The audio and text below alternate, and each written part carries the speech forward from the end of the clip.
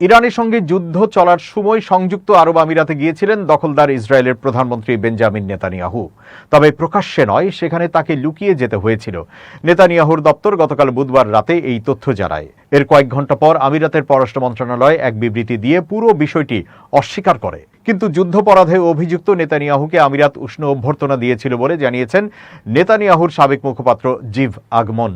ফেসবুকে এক পোস্টে জিভ লিখেছেন, আরব আমিরাতকে ভালোভাবে চেনে এবং সেখানে দীর্ঘদিন থেকেছেন এমন একজন হিসেবে এবং প্রধানমন্ত্রী নেতানিয়াহুর ঐতিহাসিক সেই সফরের সঙ্গী হিসেবে, যা এতদিন গোপন ছিল, আমি বলতে পারি প্রধানমন্ত্রীকে আবুধাবিতে রাজকীয় অভ্যর্থনা দেওয়া হয়।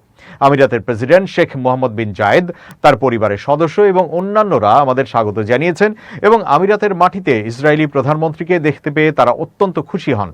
তিনি আরও লিখেছেন, আমিরাতের প্রেসিডেন্ট প্রধানমন্ত্রী নেতানিয়াহুর প্রতি অত্যন্ত সম্মান দেখিয়েছেন এবং তার ব্যক্তিগত গাড়ি দিয়ে প্রধানমন্ত্রীকে বিমান থেকে প্রাসাদে নিয়ে যান। এই অসাধারণ সফরে প্রধানমন্ত্রী যা করেছেন তা নিয়ে আগামী কয়েক প্রজন্ম কথা বলবে। এটি ছিল অসাধারণ এক সফলতা। এদিকে নেতানিয়াহুর গোপন আমিরাত সফর নিয়ে প্রতিক্রিয়া দেখিয়েছে ইরান।